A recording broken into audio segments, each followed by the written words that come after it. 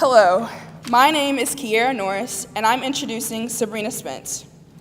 Sabrina can stand out in any crowd, and not just because of her short stature or peculiar-sounding sneezes, but because she is always talking.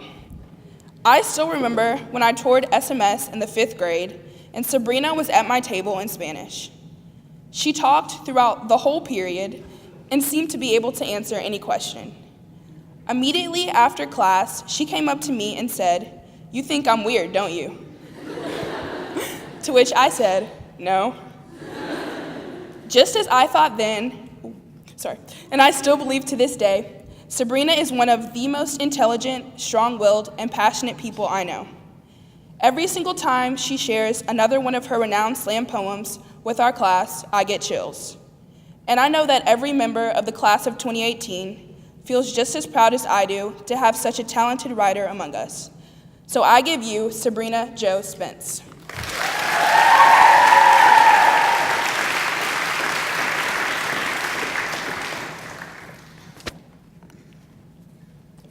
To those of you who expect poetry, I apologize. To those who expect greatness to flow from my mouth like milk and honey, I apologize. If you expect words of encouragement or humor, I am sorry. I'm not funny, nor am I particularly encouraging. When you think of someone who will stand behind this podium, head up, shoulders back, you envision the epitome of grace and sophistication. In the novel that they embody, they are the back cover synopsis. You imagine someone who has her life together, who knows where she's going, the roadmap already memorized. She is her own GPS. She doesn't need Target. She doesn't need Amazon. Best Buy never crossed her radar. You can identify her and know immediately. She's going to speak in chapel. She looks like the type of person who could. What type of person are you?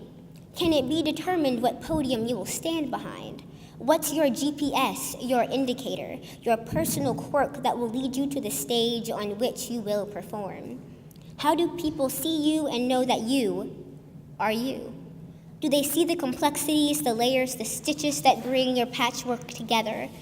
Or are they only focused on the finished product, the back cover summary, factory perfect and ready to sell for a pretty penny? When people see me, they see 5 feet. They see a girl who sounds like she's 12 and gets asked if the voice she speaks with is the voice she lives with. She is recognized for writing poetry and is expected to cut chains with her words. I am.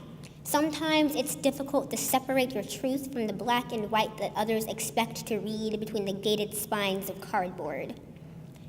Is this my finished product, my perfectly packaged proposal that screams, "Accept me, here I am, this is all I am"? Those who just read the cover would say yes, but if you've been here since publication, then you know that finished product doesn't always mean definite. There is always a part of the back cover that requires you to read the book in order to understand. My back cover starts with 3 incredible women, my Holy Trinity. I consider them to be my best friends. They were the first to love me and the first I ever loved. You don't have to start with the first page to know they are my co-authors through each critique and every ounce of praise. My finished product features rave reviews, but I've had my share of critiques. March 30th saw my novel begin. My prologue in the middle of things, copyright date 2009. The plot only known by 2, God and me. But after 7 days, God did not rest. He did not say it was good. I received an editor's note for 24 rounds of radiation and 44 doses of chemo. Adam and Eve ate of the fruit, but rhabdomyosarcoma ate of me. I was stage 3, almost ushered into my final chapter titled Stage 4, Loss of Life, Loss of Sound, Loss of Voice. For a year and a half and the subsequent sequels, I have learned that voice is fleeting and hearing is fickle, but the pen remains always intact. And there are reasons I am recognized for 5 feet of childlike vocals and string words together better on paper than they do from the tango of tongue and tooth, second nature overpowering first. It is written in carefully crafted sentences and the typos found in half-finished chapters. My back cover summary comes from plots and subplots with no resolution, and it is still the factory perfect product, even with the ugly stitching on the underside of a patchwork quilt. It is the revised statement for when we stand at our podiums that illuminates the words within that led us to stand there.